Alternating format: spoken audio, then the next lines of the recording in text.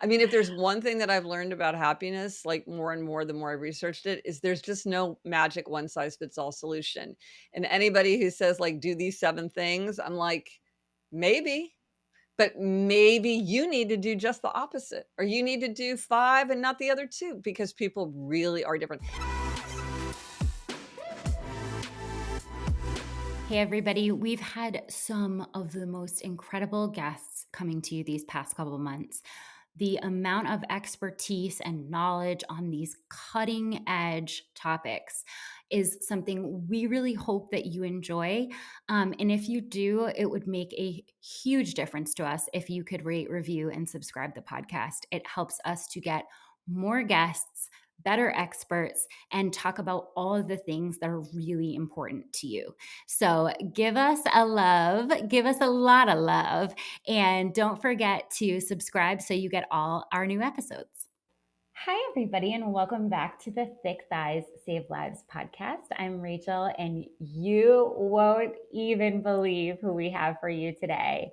The happiness guru, unbelievably successful author, podcast host, and incredible entrepreneur of a woman.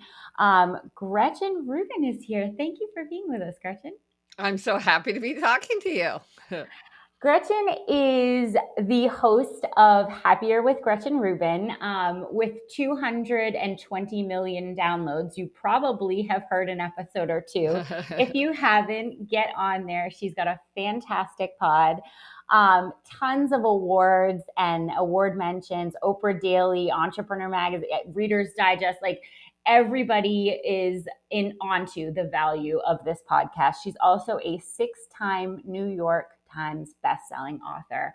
Her book, The Happiness Project, has been a #1 New York Times bestseller, and you've sold 3 million copies. Do you sometimes sit and just hear these things and go, what? It's funny, Who? I'm sort of like, "Did that actually happen?" No, I yeah. Day to day, I don't think about it much, but it's nice to hear it. Right? Like you did all these things, so I'm going to make you sit through them. Okay, good. She launched the award-winning Happier app recently, and it helps people to find habit formation tools that work best for them to enhance their happiness. Like you're doing it all, Mhm. Gretchen. You are helping the people. Well, my main target is myself. I always say that research is me search, and I'm always, like, trying to work on myself. Yeah, so I'm definitely a work in progress, but I love to report on everything that I learn. What a better motivation. When Right? someone says, like, I started on this field because, like, it was secretly selfish for myself, I'm like, I'm listening because that is the kind of motivation that I think creates the most incredible people in their field. Well, and also, do you find this? I mean, maybe you've experienced this yourself, is that I feel like sometimes people they're full of good advice, and they'll talk, and I'd be like, But have you ever tried doing that yourself?" Or like, "Have you ever met a person?" Because, like, I've tried that and it doesn't work for me. Like, I'm one of these people are always surprised. Like, I've tried meditation 3 times. I mean, for months at a time, I went on a silent meditation retreat, and it just is a tool that doesn't work for me. Or keeping a gratitude journal, or like, there's just so many things where I'm like, but if you try it yourself, mileage may vary. But I feel like if you don't try it yourself, you can be full of terrific suggestions, because it all sounds so plausible. It all does sound plausible, and at the same time, so not, because Yes, you're like, exactly. so a gratitude journal, daily water. I have to work out. I work a 60-hour a week job. I'm a mom. Like, sorry, how?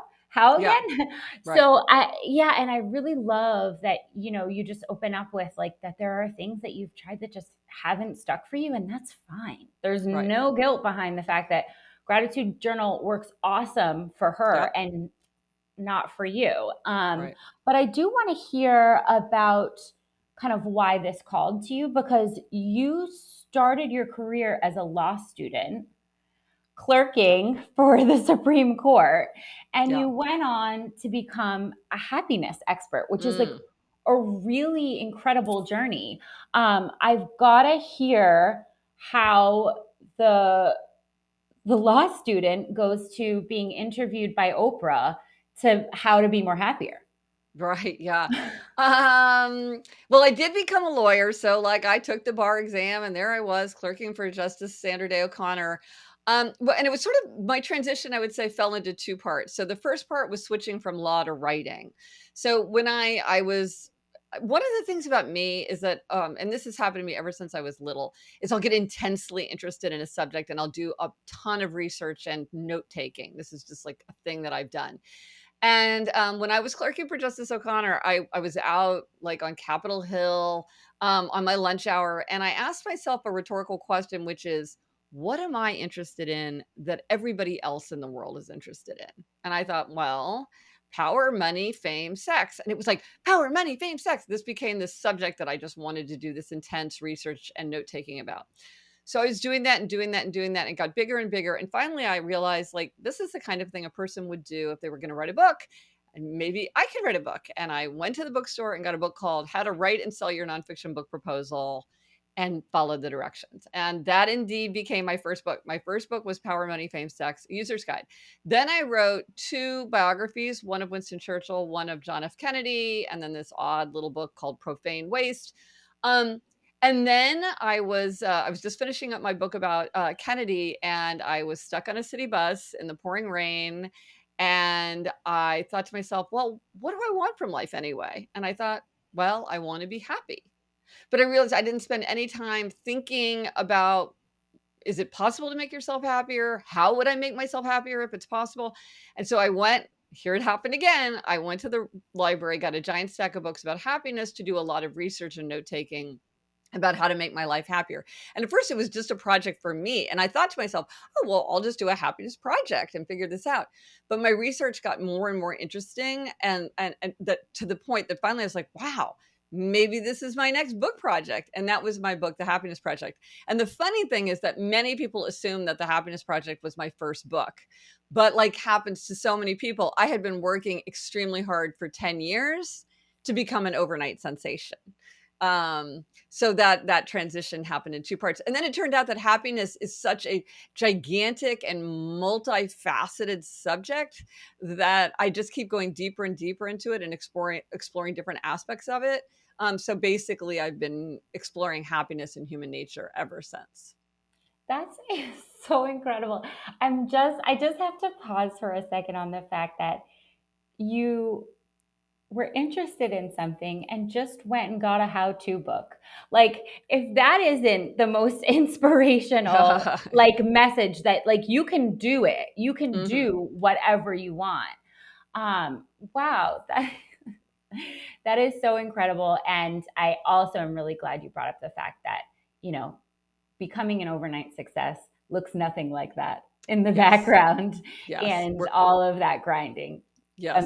is amazing story. Because we're so aware of things that succeed, but we're not as aware of things that don't succeed. And so it's that old adage about don't compare your someone else's outsides to your insides. Don't compare someone else's like obvious career to like your career because there's probably a lot of things in their career that you are not seeing. All the fits and starts and failures and, things that didn't work out and I remember saying to myself at one point, well, at this point, I'd rather fail as a writer than succeed as a lawyer. So I need to take my shot, but for me, that point was very obvious. I was fortunate that in my career, like there came a point where it was like, okay, now or never. So that was sort of helped me, make that shift as well. Yeah, what a good way to point your life in a direction by just asking that question. Would I rather Hmm. be the best lawyer ever, or would I rather, fail as a writer? And that just it's it's just so inspirational to hear people really find their calling and then just go for it. And it's even better when they have found as much success with it as you have. Um, so happiness. Yes. Happiness is, I would say, generally regarded as the most important human pursuit. I think if you ask 10 out of 10 people what they want most in life, they will come back with some form of that word. But we're all searching for it. It's the number one thing we want. But what really is it? Hmm. Is it like comfort? Is it purpose? Do we need money for this? Like what how do we define this thing that we're all looking for? Well, like I said, I started my career in law, so I spent an entire semester arguing about the definition of contract. And happiness is an even more elusive concept to define. And I have to say, I don't define it because I think that, like, sure, if you're an academic, you need to be very precise. But for the average person, it's like, okay, you can say joy or peace or life satisfaction or well being or whatever you want to say. I think what and but I think, like, when it's easy to get very caught up in these definitions and caught up in these arguments about it, and I'm like, I just wanna say, well, whatever it is for you, what I'm interested in is how do you get more? So, whatever it is for you, next week, next month, next year, what are the things that you could do to be happier? Given your nature, your circumstances, your interests, your values, your definition of happiness, what can you do to make yourself happier? And I think that that's much easier for people to understand because if you say to people, "What is happiness? Are you happy?" That gets very confusing. But if you say, like, given that you would want to be happier, do you think that doing XYZ is likely to make you happier? People definitely have strong beliefs about that. Now, they might have trouble executing, but they often know very well what would make them happier, or they're interested in it, or they can have that conversation much more easily because it's a much more concrete question. And also this question of, like, are you happy? Like, I just can't stand that question because I'm like, you could be happy and unhappy at the same time. Sometimes the things that make you happy in the long run make you unhappy in the short run. Sometimes, I mean, it's just like, how do you measure it? Like, according to what? So I just find that to be really unhelpful. But I'm like, if I okay, for 2025, I've decided I'm gonna read for 25 minutes in 2025. This is an annual challenge that we do every year on the Happier with Gretchen Rubin podcast. We give ourselves a challenge like that. And I'm like, do I think that if I read consistently for 25 minutes every day in 2025, is that gonna make me happier? And I'm like, yes, it will. And whatever it means to be happy, you know? So I find it easier to think about it that way. Some people love arguing about definitions. I went to law school with many of those people. But I think that this version works well for a lot of, just ordinary people thinking about their lives. Totally. And I love that idea of rather than sort of chasing happiness. Yes, exactly. Ah, Yeah, I love uh-huh. like right, like it's like It's a okay, we don't know process. what that is and it Yep. seems very far away and very elusive, but the thing that seems very now and very possible is how can I be happier? Right. It's the process. It's like moving towards the destination without really worrying about what that is exactly. Yeah. Oh, some of us have a lot of hard times with that. Yeah. Well, and I don't think it's a very useful thing to ponder. I myself, again, some people find that very exciting. And then if you're an academic studying happiness, you need to, like, have a term that people can agree on so that you know that you're comparing an apple to an apple and not an apple to an orange. But in everyday life, it can get kind of tedious. I don't know. I don't know that we can really ever compare apple to apples when it comes to humans and all the Well, nuances. that is a very good I mean, if there's one thing that I've learned about happiness, like, more and more the more I researched it, is there's just no magic one size fits all solution. And anybody who says, like, "Do these 7 things," I'm like, "Maybe." But maybe you need to do just the opposite, or you need to do 5 and not the other 2 because people really are different. Even something like a to-do list, right? What is more basic and universally recommended than a to-do list? But I will tell you, there are many people, the minute something's on a to-do list, they don't wanna do it. And so if they wanna, like, figure out how to get things done for themselves, they can do it, but the to-do list is not a tool that works for them. And so instead of saying, "Well, what's wrong with me? Everybody else uses a to-do list. Why do I resist my to-do list?" You say, "Okay, doesn't work for me. Let me try a different way." Oh, the possibilities that open with radical acceptance is just like, man, there's no more roadblocks when Yes. you can just say, like, maybe my way is the best way. Right. Right. But Exactly. knowing what that is, yeah, that's the really so because of its extreme importance in sort of our pursuit in our life. sometimes we feel, I think, overwhelmed with the amount of power that we possess in this area. Um, is happiness truly under our control, Mm, or does it have like a relationship to circumstances that are out of our control? Because, like, what if bad stuff happens? How yes, are we yeah. supposed to be happy? Well, research shows that about 50% of people's happiness is genetically determined. So some people are born Tiggers and some people are born Eeyores, and that's pretty much genetically hardwired. Then there's about 10 to 20% that's something called life circumstances. So that's age, health, income, marital status, education, things like that. And then all the rest is very much subject to our conscious thoughts and actions. So what I focus on is what can you do given how you were hardwired from birth and the circumstances in which you find yourself to make yourself happier, healthier, more productive, more creative, like starting tomorrow, just like within your own power. But you're exactly right. We know this, that people are very influenced by their circumstances, and they're and some people are just come into the world with a different setting, and so I think part of it is understanding like how much you can influence it. I think the way to think about it is like everybody has a kind of a natural range. So my range might be 4 to 7, your range might be 7 to 10. But whoever we are, like, can we do things that so that we're up at the top of our range instead of letting ourselves drift down to the bottom of our range? So we might not all end up as the way I think of like Dick Van Dyke, like skipping down the sidewalk, like that might not be you, but you can still do the things you can do so that you're as happy as you can be, given who you are. Brief interruption to give you a heads up. All my sciency ladies, head to the site. Head to constantlyvariedgear.com. We have a surprise for you today. I can't tell you more. I don't want to be killed. Listen, you got to get on the site today if you love science. That's all I'll say. Enjoy.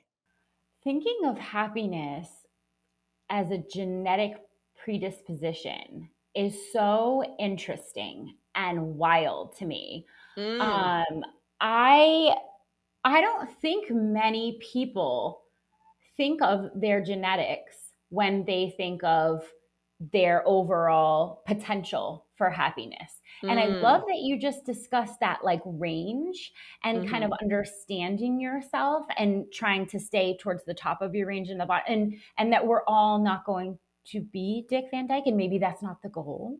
Right. Well, I think this comes up a lot in families or in like couples because sometimes you'll have a person who's like naturally like an 8 or a 9 and they have a child who's like naturally like a 7 or an 8 and they like want that child to like bring it, and it's like, they don't want to change. Like that is like you've got to accept the fact that there is a range or like if you're in a couple what you are, and then sometimes the people who are kind of lower on that range will say to people, well, you're not being realistic, or you got to like calm down, or you're setting yourself up for disappointment because you get so excited about things. It's like, but people just bring a different kind of attitude and energy into the world, and so again it's like given who you are, do the best make the most of it, but accept like you know, I think we wanna accept ourselves and expect more from ourselves, and so each of us has to decide for ourselves, where am I just accepting like, "Hey, be Gretchen." Like, you get what you get and you don't get upset. And then the other one is like, I can really push myself out of my comfort zone. I can really expect more from myself. This is something that is realistic for me. This is the kind of thing that would work for me. And each of us, that's those 2 things are intention, and each one of us has to figure that out for ourselves. Yes, and what a balancing act. Yes, right? Because too much of one and too much of the other, I think, Yes. leads people to feel unfulfilled. Right, right, right. Yeah. Well, here's something that people might find useful, as they're thinking about how to set themselves up to achieve their aims, like whether it's like a New Year's resolution or it's just something that, a lot of us have a few things that are like, oh my gosh, I know I would be happier if I did XYZ. And for some reason, it's just not sticking. So this is so I wrote a book called Better Than Before that's the 21 strategies that people can use to make or break their habits. And sometimes people are like, 21 is too many. Give me the 3 big ones. And I'm like, well, it just depends on you. Like we've been talking about, like everybody has a different set that works for them. So this framework helps you figure out what you need to do to set yourself up for success. Not what one needs to do, but what like you need to do to set yourself up for success. So this is a framework. It's called the 4 tendencies because it divides people into 4 categories: upholders, questioners, obligers, and rebels. And I'll explain it really quick, but here's the thing. Most people know what they are just from me describing it very Yep. quickly. We could do Game of Thrones characters, we could do characters from The Office. Like these are really obvious once you know the framework, but there is a quiz if you want to like get an answer and a report that tells you what to do. You just go to gretchenrubin.com/quiz and it's like, I don't know, 3.5 million people have taken that quiz and it's free and it's fast. But again, I'll just describe it really quickly and a lot of people, they get it right away. Okay. So, this framework looks at how you respond to expectations. And all of us face 2 kinds of expectations: outer expectations, like a work deadline, and inner expectations, like your own desire to get back into meditation. So, depending on whether you meet or resist outer and inner expectations, that's what makes you an upholder, a questioner, an obliger, or a rebel. So upholders are people who readily meet outer and inner expectations. So these are the people who keep the New Year's resolution and meet the work deadline without much fuss. They tend to love to-do lists, calendars, execution. They don't need a lot of supervision or accountability. They can be a little bit rigid. I can say that because I'm an upholder myself. There is definitely kind of a coldness and rigidity to the upholder framework. And their motto is discipline is my freedom. Then there are questioners. I'm married to a questioner. Questioners question all the expectations. They'll do something if they think it makes sense. They need reasons, justifications, rationale. They're making everything an inner expectation. If something makes sense to them, they'll do it no problem. If it fails their sense of what makes sense, they'll push back. They're often told that they ask too many questions. Um, so their motto is, I'll comply if you convince me why. Then there are obligers. This is the biggest tendency for both men and women. So you either are an obliger or you have many obligers in your life. Obligers readily meet outer expectations, but they struggle to meet inner expectations. So these are the people who say things like, why is it that I can keep my promises to everybody else, but I don't keep my promises to myself? Why is it that I never let anybody down at work, but I can't come through for myself? Why can't I take time for self-care? Why can't I make myself a priority? So here's the secret for obligers. If you're an obliger and you're having trouble meeting an inner expectation, the secret is to have a system of outer accountability. You want to read more? Join a book group that expects you to read the book. If you want to exercise, you have to work out with a trainer, work out with a friend who's going to be annoyed if you don't show up, raise money for a charity, take your dog for a run, who's going to be so disappointed if he doesn't get to go for a run. Think of your duty to be a role model for somebody else. Whatever it is, there's a million ways to create outer accountability once you realize that that is what you need. Obligers make great leaders, great team members, great friends, great family members, because these are the people that are the most likely to come through for others. So they're like extraordinary, but they often let themselves down. So they have to have that outer accountability. Their motto is, you can count on me, and I'm counting on you to count on me. And then finally, rebel. Rebel is the smallest tendency, but it is a very conspicuous tendency. And rebels resist all expectations, outer and inner alike. They want to do what they want to do in their own way, in their own time. They can do anything they want to do, but if you ask or tell them to do something, they're very likely to resist. And typically, they don't even tell themselves what to do. Like they don't sign up for the 10 a.m. woodworking class on Saturday because they think, I don't know what I'm going to want to do on Saturday. And just the idea that someone's asking me to show up is going to make me not want to go. So their motto is, you can't make me, and neither can I. So those are the 4 tendencies. Again, you can go to gretchenrubin.com/quiz to get your answer. if people don't know what they are, I'm like, well, chances are you're an obliger because that is the biggest tendency. And if you're thinking to yourself, I'm all these things, that is a sign that you're a questioner because you're thinking, in some circumstances, I act like a rebel. In some circumstances, I act like an upholder. And and why are you doing that? Because that's why it makes sense in that circumstance. That's so, I mean, I not only categorize myself, but I categorize pretty much all of my close loved ones. Okay, so what are you? Upholder. I am too, Yes, right? yes. And I'm also married to a questioner. Do we find each other? Is that what's happening? Well, I mean, I have to say I'm partial to this combination since that's my combination, but I do think that they make a really good pairing because they both meet inner expectations, and so there's a very high tolerance for like, "Hey, I gotta go, train for the marathon, so I'm gonna be gone for 7 hours." Like, both a questioner and an upholder would understand that. Like, Yes, they understand those expectations, where sometimes, like, if you have an obliger and upholder, the obliger's like, "Well, I would stay home. I would skip the training for you because your family's in town and I know that's important to you. I would do that for you. So I'm kind of hurt that you're not doing that for me." Whereas a questioner would be like, "Nah, you got to train for the marathon."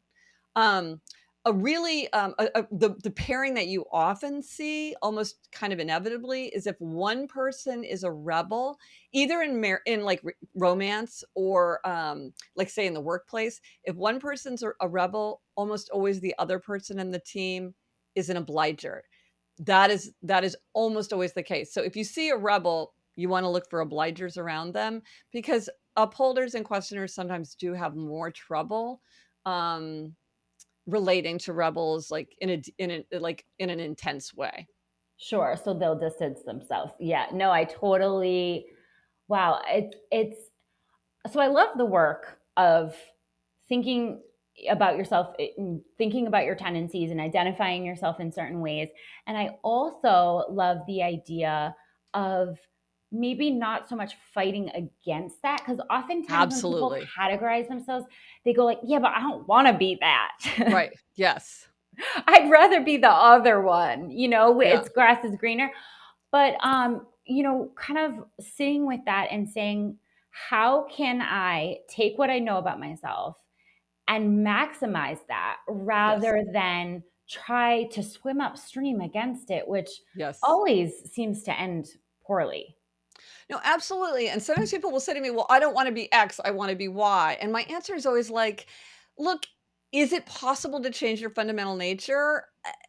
Probably not, and if it is possible, it's really, really hard, but instead, exactly what you're saying, work with yourself and say, "I wanna achieve a certain aim. What's the most natural and effortless way for me to do that?" Because we can all get to the top of the mountain, but we might have to take different roads there, and sometimes people are really hard on themselves. They're like, "What's wrong with me? I'm not a grown-up." Like, sometimes rebels will say this, they're like, "Everybody else can use a to-do list," or everybody else says, Just put it on the calendar." But when I put it on the calendar, I don't wanna do it. And I'm like, there's nothing wrong with you. That's very common. Many people experience that. And there's all kinds of workarounds that other people have discovered that you can use. You can do what you want, but do it in the way that's right for you. And similarly obligers, sometimes they feel like there's something kind of weak about needing outer accountability, or they think it's kind of like training wheels, like, oh, I'll use outer accountability now. But of course, at some point I should be able to like kick free from it and just not need it. And I'm like, in my observation, that is not the case. Obligers need outer accountability all along the way. But who cares? This is the biggest tendency. There's a bazillion ways to create outer accountability. Just use it for yourself. You do not need to change. There's nothing wrong with you. There's all sorts of people in the same boat. And so, but again, it's like, and it's what that's one of the things that I love so much about this framework is so often people are like, oh my gosh, like once I realized like how to put the right puzzle piece in, now I can do all these things that felt I was so frustrated because I was just throwing spaghetti against the wall or thinking like, well, if this doesn't work, I'll just try to do it more and harder. And then it just would never work. But now I'm trying this different way. Like with rebels, a lot of things that work for other people don't work for rebels. They have to do things in the rebel way. Or like upholders. I gotta say, as an upholder, I hadn't invented this framework when I wrote the Happiness Project. And truly, I will confess, when I wrote the Happiness Project, I thought, well, look, I'll just come up with the right answer. And like that will be, and then everybody can just use what I learned. It's like, what was I thinking? Obviously. Like, this is an upholder. We're a small fringe community. I mean, I Yes. remember when I came up with this and I said to my husband, I realized I'm part of this like small extreme personality type. And he was like, you think? Because obviously we are, but we sort of, it's, you just think everybody's kind of more or less the same, or they're more or less like you. And they're just not. There's just things that work really well. Oh, the strategy of scheduling works really well for some people, and for rebels can be exactly counterproductive. For questioners, the strategy of clarity is super important. For others, sometimes it's like they like to know why they're supposed to do something, but it actually doesn't really make them more likely to do something. So if you have a questioner doctor who is like, hey, I am just going to sit here with you and give you every bit of data about why you need to start exercising. And that will make you start exercising because you're going to understand why. It's not enough for a lot of people. It's not that they want to do something random or that's like not proven, but just knowing the information, having the why is not going to actually change their behavior. They need to do something else. That is fine. I think everybody had one collective big sigh of relief that we don't actually need to treat it like, these are training wheel things until I get better, until I Right. become the other one, until I become No, the best no. one. Stay what Um, you are. so that's a big relief. And then what I heard is that we need to stop trying to change people Yes. and Yes. Yes. understand that what makes you tick and what works for you does not need to be superimposed on their life and says, see, this is the way to do it. Yeah, um, like you that's so said, true. with the upholders kind of looking at other groups as like, well, why do you need outside accountability? That Yes. seems kind of like, isn't that sort of a weak tendency? Why can't you just tell yourself to do it? Well, I'll give you an example where this would come up with me. So there's a lot of people where I would say, "Oh, you should do this," or like, "I'm trying to do this." And people would say, they would be like, "Oh, I do that, but I do it like for my kids." Like a friend of mine said, like, I've been trying, my sister calls me a happiness bully because I can get intense if I think there's a way for you to get happier.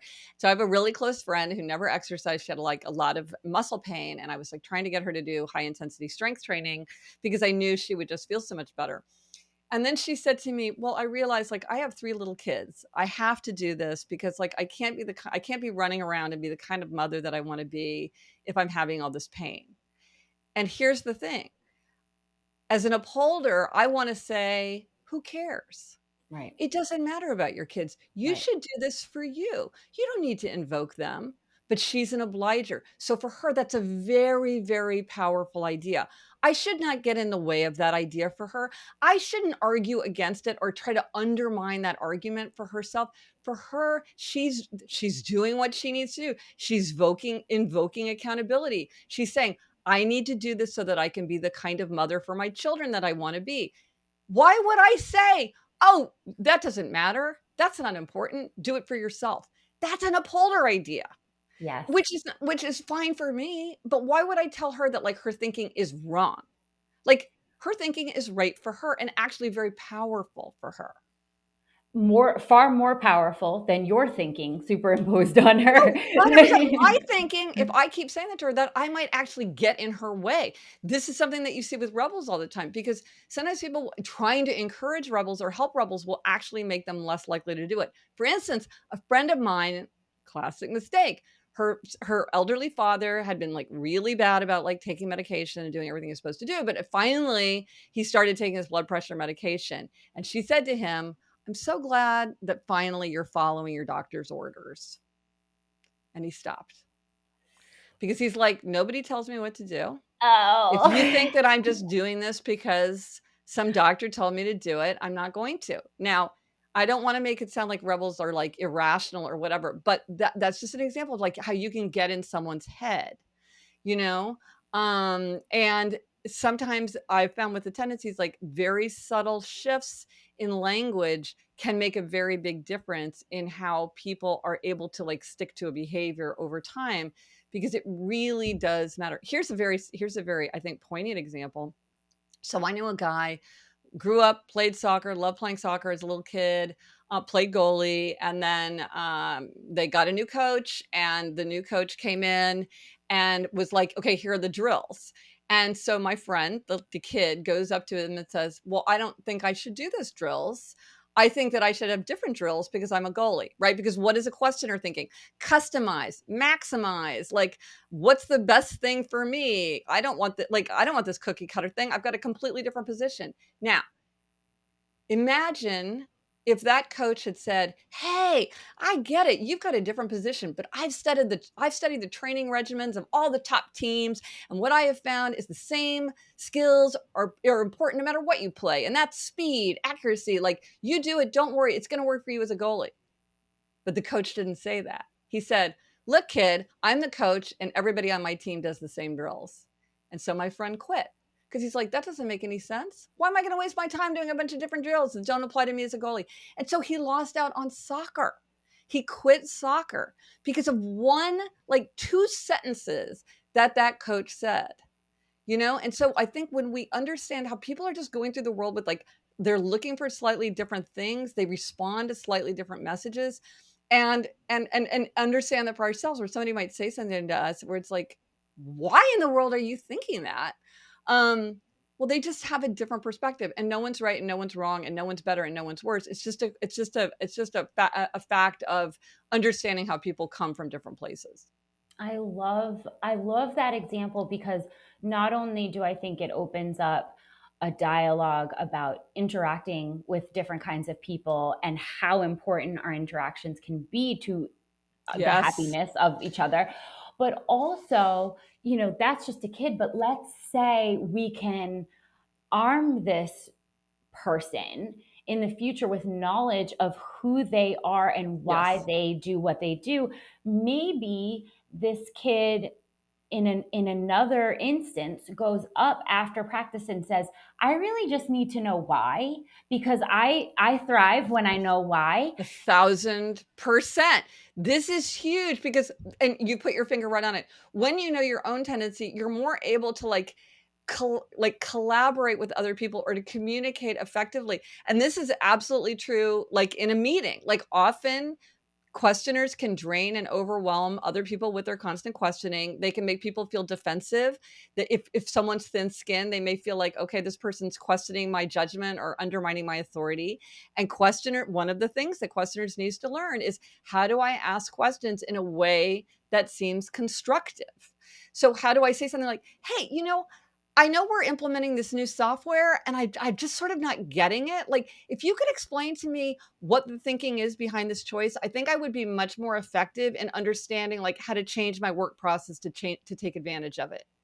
That's a very different thing to say to your boss than, "Can you just explain to me, like, what this seemingly completely arbitrary update is supposed to accomplish?" Like, they might be thinking the same thing, but they need to learn how to, like, come into it collaboratively. And same thing with upholders, right? Like, I used to say things like, "Look, do your own work in your own way. I don't wanna be your babysitter, like, do whatever works for you." And I would think, "Oh, I'm giving people freedom."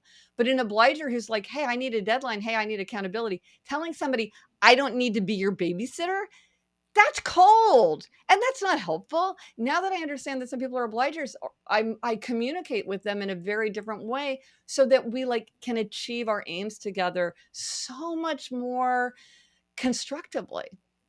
I love that, and not thinking of that as a weakness or an eye No. roll, as No. sometimes Yes. we can tend to do. Oh, like, Yes. oh, I have to You c babysit you. Why can't Yeah. But Yeah. not thinking of it that way, and just thinking of, like, this is how to maximize this person's what they Yes. can give, and why wouldn't Yes. I? What does it matter which way we get to the top of the mountain as long as we get there? Exactly. Exactly, and I think people do have this judgment, like, that some ways are better, that something is the right way, and so, they kind of don't wanna acknowledge the truth about themselves, but again, it's like, you don't need to change, just try a different way. And, it's funny with obligers and accountability. even with accountability, there's all different obligers are very different and what kind of accountability works for them. So for like some obligers, paying for something really makes them feel like they have to do it. And then other obligers, it's almost like they feel like they're off the hook. Like, oh, I paid for that exercise session, but if I don't go, the trainer still gets paid and they get the time back. So it's okay if I don't go. I'm like, okay, so for you, paying doesn't work. Some people can feel obligated like to an automated message from an app, but then sometimes people need a real person. Some people have like what I would almost call imaginative accountability, like my future self. Oh my gosh, my future self, if I come to the end of 2025 and I still haven't done this, my future self is going to be so disappointed. I have to do it for my future self. Um, or I need to be a role model for other people. I want to put this behavior out into the world. These are almost more imaginative forms of accountability. For some people they're very powerful. Some people really need somebody to check on them. They do much better with like an actual accountability partner. Like my sister did this. She wanted to walk 10,000 steps a day, so she and a friend, it's like every day they're like, I'm at 5,000, where are you? I'm at 6,500. Or and they do that and it holds them accountable, but that's an actual person. So again, there's all kinds of varieties, even within a tendency. But once you crack that code, it's so much easier to move forward. Thank you so much for listening to our podcast. But you got to know, we are able to bring you this incredible content each week and talk to you about all of the pressing matters in health and fitness because of our successful TTSL workout program. We have incredible coaches, movement demos, and just different cycles all the time. So we take the thinking out of your training every day. If you would like to join us, please go to ttsldaily.com and pick out your package. You are going to love every day of fitness. Oh, I love that. And I really love that you even broke down the nuances of once you've categorized yourself, you might be these different tendencies within that tendency is like Yes. a really, again, it's just a freeing feeling because you can customize this right Yes. down to you. And I love that idea. I really want to talk about transitions for a second because I think that Yes. this is huge. And I know you've been going through, your own transition. Yes. Empty nest. Ah, Which it's I'm rebranding the open door because I like that phrase better I than love that. empty I saw that nest. on your Instagram. I was like, Yeah. yes, stealing that, taking it. I only have a 7-year-old, but I'm preparing. I'm I a know. preparer. Yeah. So I just, when we get to these crossroads and these transitions, and we know this about human nature because it starts right with toddlers. Like, you can't change what we're doing right now, even if it's to go do something even better. It's hard to Yes. transition. It's Yes. hard for our brains. And I want to talk about, happiness during transitions because so often we equate happiness with comfort, and transitions are not comfortable. What are we doing about if we feel that a transition has affected our happiness in a negative way? And how are we kind of seamlessly going through these transitions and finding new happiness?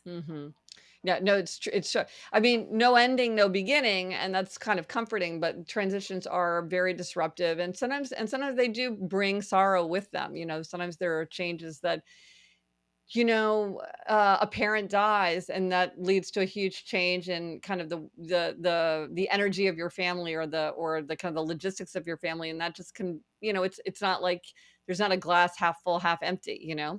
But so here are the two things I would say, just kind of at the most basic level, if somebody is grappling with a transition. One is think about your body. Your physical experience is always going to color your emotional experience. And sometimes when we're going through a transition, we sort of like throw ourselves into it. And we might be just like letting ourselves get overstimulated. So if you're going through a time like that, I would pay special attention to getting enough sleep. Most adults need at least 7 hours of sleep. You might need to like set an alarm to help you like start moving towards bed at the right time. A lot of times we wait until we feel sleepy to go to bed. But then like if you're like, let's say you're overwhelmed, so you're like, okay, to calm myself, I'm going to start like rewatching episodes of, The Office or something. And then you just get caught up into it and 3 hours later. So you want to like maybe set an alarm. You want to think about getting some exercise, like even 20 minutes a walk a day. can do huge things for you. Getting up and moving around throughout the day just to get your blood moving. If you can go out in the sunlight, that is great, especially early morning light. That helps to like reset your body clock. It puts you on the circadian rhythm in all kinds of subtle ways that we don't really understand. So that's very important. It will also help you sleep better. Exercise and morning light will help you regulate your sleep. So those things all work together. You want to make sure that you don't let yourself like get too hungry or too thirsty. And for a lot of people, if you're going through a transition, and I wrote a whole funny little book called Outer Order, Inner Calm about this. There is something, not for everyone. Some people are truly clutter blind, but for many people, outer order gives them a feeling of inner calm. So if you're going through a big transition, you might want to just take time to like create more outer order in your environment. That tends to give people a disproportionate sense of energy and peace. Like a friend of mine said, I finally cleaned out my fridge and now I know I can switch careers. But if you're feeling overwhelmed, and it's something that you can control, and so there's something about like maybe just going through your pantry or like going through your closet, or you know, donating all those old coats you've been meaning to donate. Just it makes you feel lighter and freer, and it is something that you can do during a time of transition. It's sort of an outlet. Oh, that's another thing about exercise, is that if you're in a transition that is leaving you kind of jittery and kind of wired feeling, exercise is a way to like release that energy in a positive way, rather than just kind of feeling like you're bouncing off the walls and out of your skin. So one is to think about your body. The other thing is, and maybe do something. I wrote a book, Life in 5 Senses, about 5 senses. Like I just did this post about like, should adults have teddy bears? Kind of as a joke, but everybody's like, oh my gosh, let's start the trend of adult teddy bears, because there is something like maybe just like a soft, warm blanket that you just love to dig your fingers into, that just makes you feel warm, something soft to hold, or just even something in your hand. Like when I'm stressed out, I'll often hold a pen. Just having something in my hand kind of makes me feel grounded. But the other thing I would say is think about relationships. Ancient philosophers and contemporary scientists agree that to be happier, we need to have strong, enduring bonds. And if you're going through a transition, you want to think about, okay, how can I deepen my relationships and really draw on my deep relationships, my long-standing relationships, my closest relationships, family and friends? And then also, as I'm going through this transition, are there ways that I can broaden my relationships? Are there can I make an acquaintance? Can I turn an acquaintance into a friend? Can I reconnect with a dormant friendship? Is there a way for me to feel like, because we get so much energy from connecting with other people, it takes time and energy for sure. But that really is going to give us that feeling of comfort. This is true even for introverts. They also get energy from social connection, even though it might like look very different than it does for an extrovert. And also, like when they do studies of like who's happy at work, people who are happier at work are people who have a friend at work. When they say, are you happy? People who have more close relationships report feeling happier. And even something like having a little conversation with the drugstore clerk, or like a little encounter with a neighbor, or just like a few minutes of chit chat by the coffee machine at work, we get kind of these social connections help us to feel energized. So you want to think about your body, and you want to think about your relationships. And that's a good place to start when you're going through if you're struggling with kind of a hard transition.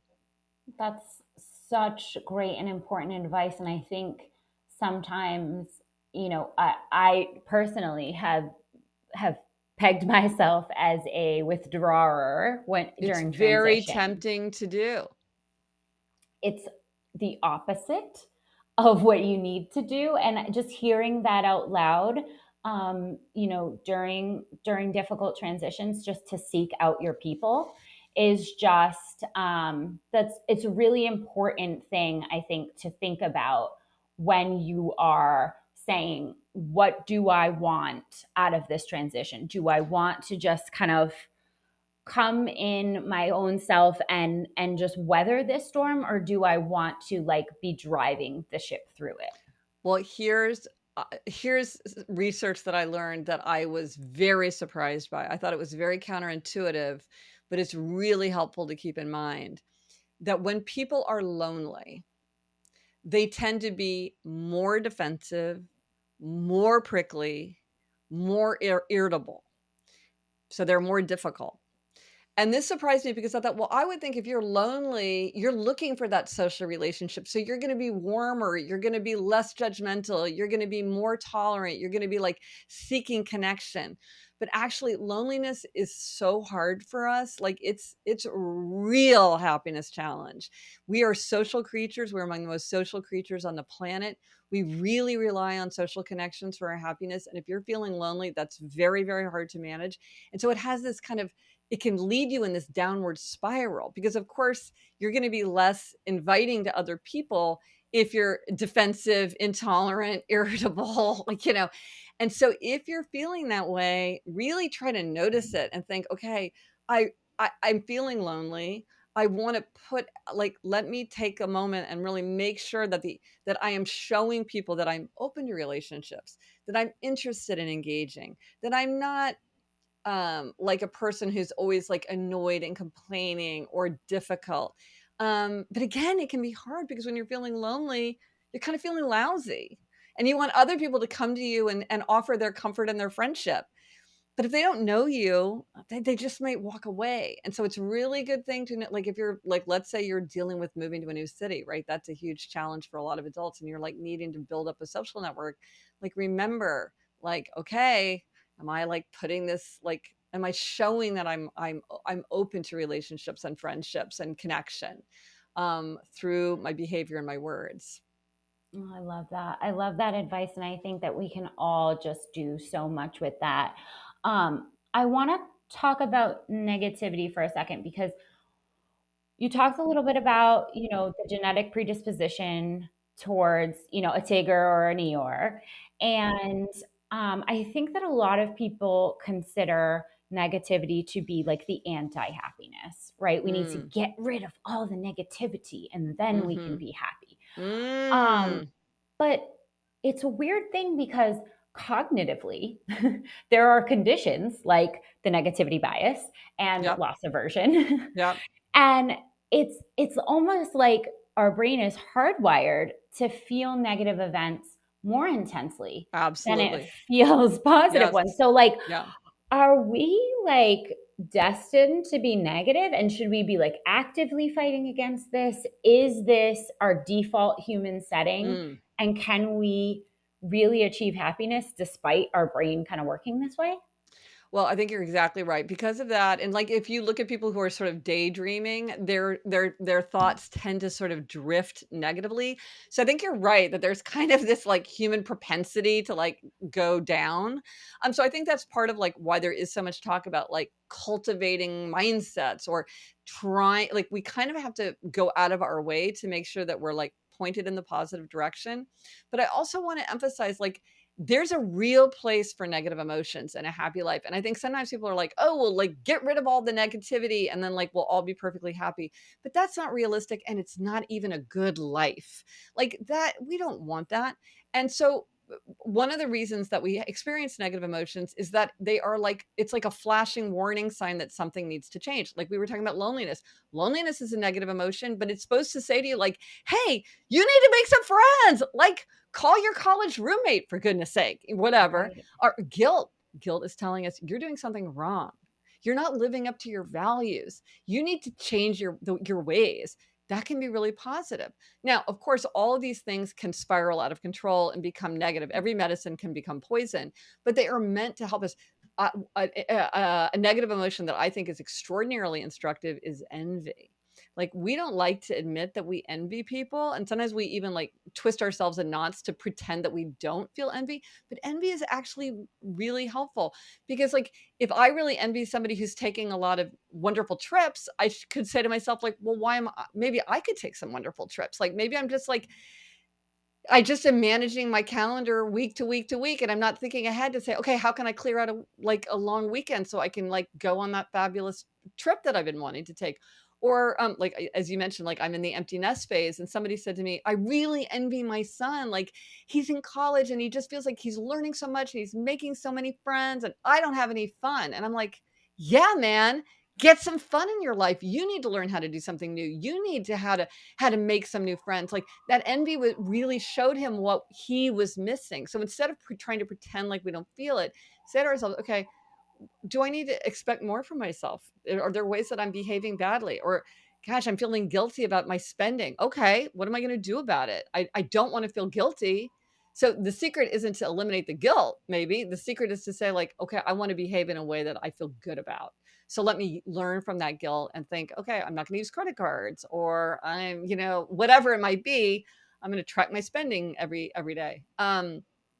So there's a real place for negative emotions, but as long as they're working for us in a useful way, and we're harnessing them in a useful way, and not letting them just sort of like, sometimes people have rumination where they just like have circling negative thoughts that are just bringing them down, but they're not moving them forward. Like, that's something to avoid. But one way to avoid it is like, okay, how can you take action? Because often action is the antidote to that kind of anxiety. Once you take action, your anxiety may very well start to lessen, because you feel like you're seeing a way forward for yourself. Yes, action is so the way out of rumination and that like super painful loop of this is not who I want to be, but now I'm being negative. Push that away, don't be negative. But I'm still unhappy with this. And in that circle with no action, it just can get so I have personally seen with people in my life being stuck in that circle can just be debilitating to their Yeah. happiness. Here's a fun hack that sometimes works for people in that situation. And it sounds funny, but it's scheduled time to worry. So instead of saying like, don't worry, you say, I'm going to schedule time to worry. And if it's outside the time, I don't need to worry, because I have my time set aside for worry.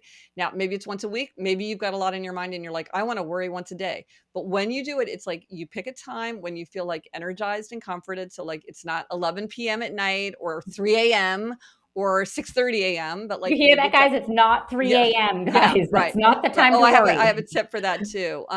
If you're awakened, side note, if you're awakened in the middle of the night with racing thoughts, write them down, because one of the reasons that your mind races is because your brain is saying, don't forget, don't forget, don't forget. This is important. Don't forget. If you write it down, the brain is kind of like, oh, okay, this is memorialized. I don't need to hold on to it. So really, like, you might, you don't write it down, and that may help it. But then scheduling time to worry. So you do it at a time when you feel energetic, composed. And I think it's really helpful to have a pen and paper. So you're worrying. And often when we worry, we think, oh my God, I need to find that phone number, or, oh, I need to ask X person to give me Y person's address. Or I keep thinking of things I need to get, I need to get done. So write them down so that you feel like, okay, and that's a constructive thing to do, is to just write them down.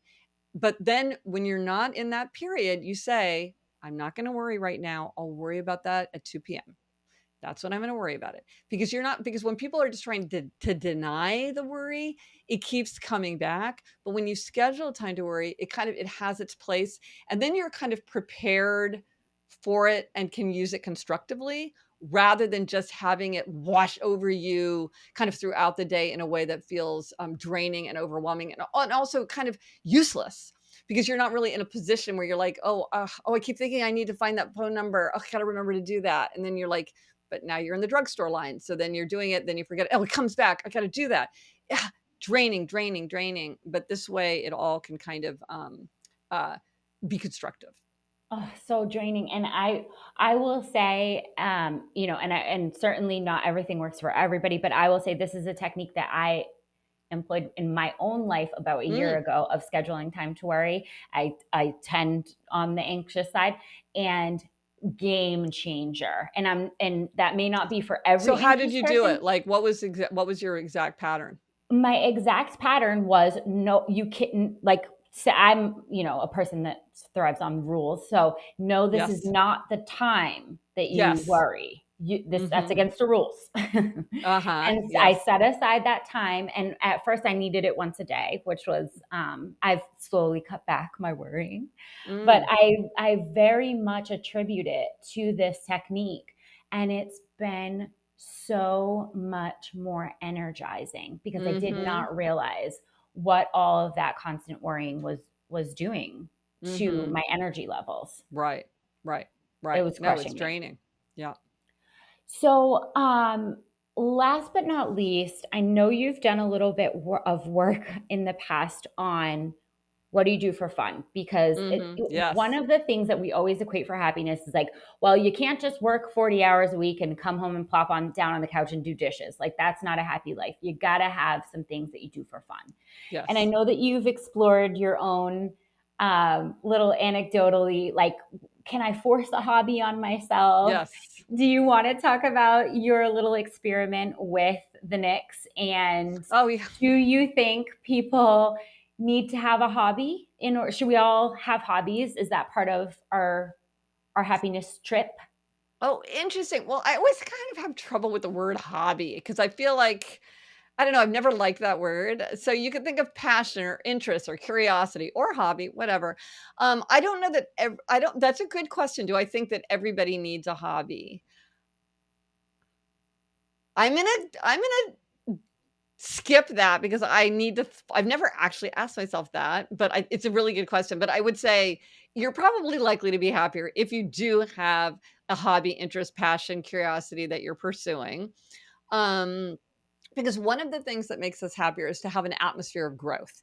And an atmosphere of growth is where we feel like there's some place in our life where we're growing, where we're learning, where we're making things better, where we're teaching. And so having a hobby is a way to have an atmosphere of growth because you're like, oh, even if it's something like doing a puzzle, it's like, oh, I had this 1,500 piece puzzle and now I'm done. It gives you that feeling of like moving forward and making progress and doing things. And the more challenging something is, typically the more the feeling of growth that you get. So yeah, so what I do, what I call it, I'm calling it Operation Knicks Knowledge. So my husband got season tickets to the Knicks, and he said, because since a little kid, he's been a huge fan of the Knicks, and he said, okay, now you have to be interested in the Knicks. And I was like, yes, I've always wanted to see, can I make myself just interested in something by sheer force of will? Now, it is true that it isn't just me doing this. I'm kind of free writing off of my husband's enthusiasm and knowledge. Like I have somebody who's like very excited about the Knicks, knows all about the Knicks, knows all about basketball. So it makes it a lot easier. I'm not just doing this out of thin air and picking something randomly. Like this is really important to somebody who's like so close to me. So that gives me a leg up. That being said, I have been really excited by how much fun it is to learn about the Knicks. And part of what's fun about it is that other people are so excited for me. And I realize this is like for me as a huge reader, when I read a book that I love, I'm like, I want everybody to read it. I'm like, oh my gosh, you got to buy Pure and Easy right now and start reading it tonight. And you won't go to bed until you finish it. And it's so good. Like you get so excited about sharing something that you love. And people are so excited for me to be interested in the Knicks. Like it's funny, like I'll just randomly mention it to somebody who does not seem very interested in talking to me. And then they'll be so animated because they're really genuinely excited for me, and that makes it super fun. And it's fun to have a steep learning curve. And like there was a New Yorker cover called Garden Party, and it was a cartoon of players. And I went to my husband Jamie, and I'm like, I know that this is the Knicks. That's Jalen Brunson. I recognize him. You know, I was so excited. Whereas like 2 months before, I would have been like, are those real people? I don't know. Maybe they're just like random, just imaginary basketball players. I have no idea. I'm like, there's Carl Anthony Towns. So anyway, so it's given me this feeling of an atmosphere of growth. It's made me closer to somebody who's, you know, my husband, who's like super important to me. It's given me a way to connect with strangers or acquaintances. It's been super fun. So do I think everybody needs a hobby? I need to think about it. Do I think that for me, I can offer up the data point of one, the anecdata of my own? I'm like, it's so much fun. I love that. I like, what's the drawback? What's the drawback? You're connecting better with your people, with strangers, and you're getting a kick out of this Yes. new, interesting, fun thing that you've learned. I mean, what would be the drawback? I think that taking more chances, because you previously were not a basketball fan, Right. I'm But assuming. here's the potential drawback. Here's the potential drawback. The opportunity cost. Because maybe there's something that I would be more naturally interested in, and I should be using that time and energy on something that comes more naturally to me instead of allowing somebody else to dictate what I'm interested in. That's the potential drawback. And I think you have to go into it knowing I'm choosing to see if I can get interested in something that I'm not naturally interested in, but that is not the same thing as following your own natural inclinations. I think there's a place for both, but I think it was Jerry Seinfeld who said there's nothing there. There's no such thing as fun for the whole family. And I think that sometimes people do gaslight themselves and like, Yeah. I love Disney World. I love camping. I love skiing. And it's like, you might do it because it's really important to other people, or maybe you get a kick out of it because you're like, it's fun to be part of it. But you always want to know, like, are you connecting to yourself or are you just going along? Because that's really important, because if what you're doing is everything is fun for somebody else and you're just sort of going through the motions, in the end, that's not going to be very energizing for you. Like, I love the Knicks, but I have so many things that like I'm naturally doing. So this is adding. If this was all I had, I think it would be a little thin. Absolutely. I'm so glad you brought that up. I'm so glad you vocalized that in such a way that I think is understandable. And I also think that maybe for somebody who's like, I don't have anything. Right. I think a lot of people are in a situation where they've gotten sort of in a routine of their life where they are Yes. realizing that they don't really have anything that they So do here's outside for fun. Here's a good question to ask yourself. What did you do for fun when you were 10 years old? Because what you did for fun when you were 10 is probably something you would enjoy now. So like when I was 10, I called them blank books, and I would write books where I would copy down my favorite quotations. This is still something that I do as an adult all the time. And I love doing it just the way I love doing. Now, then I did it by hand in a book. Now I do it on a computer, but like I made a daily calendar of all my of some of my favorite quotations, and just like, and now it's for sale because I love writing down my favorite quotations. And my husband, what did my husband do when he was little? He was a rabid fan of the Knicks. He's like, he knows that Knicks era so well. And then for years, like he almost never went. And now he's like reconnecting with something that he loves. And so part of it, like, did you love walking through the woods with your dog? Did you love bike riding? Did you love making arts and crafts? Did you like taking photographs? Like something that you did as a 10-year-old is probably something that you could reconnect now in its adult form. I know somebody who's doing, I told him this, and then like 2 years later I saw him, he's like, I started doing baseball cards again. That's what I loved doing as a kid. And he's like, I just spent $2,000 on a baseball card by accident. I'm like, I don't know how that happens. And he's like, it's okay. It turns out it's a really good investment. I'm like, see, you're doing it as an adult now, right? Like, but it's still the fun of baseball cards. And he reconnected to that as a grown up. Oh, I love that. I think we have so many ways to get started. And I know we started off by saying we're not going to define it, but I personally feel I have a much better understanding of what happiness means to me and to the people around me from having like identified, what their tendencies might be and how that relates to their happiness. So I feel like we have left with so many good jumping off points. You have been incredible. You have to tell our listeners where they can hear more from you because they're going to absolutely want everything you have. Oh, wonderful. Yes, the name of my podcast is Happier with Gretchen Rubin, and it's a weekly podcast where I talk about how to be happier, healthier, more productive, more creative. Super fun, full of like hacks and strategies. I have a website, GretchenRubin.com, where that's a leaping off point. You can learn more about all my books about happiness, good habits, the five senses, human nature. I have a newsletter called 5 Things Making Me Happy. That's super fun at GretchenRubin.com/newsletter, or you can sign up through my site. I'm on social media in all the places, Gretchen Rubin. No surprise. And I love to connect with people with like insights and resources and observations and questions. So like hit me up wherever.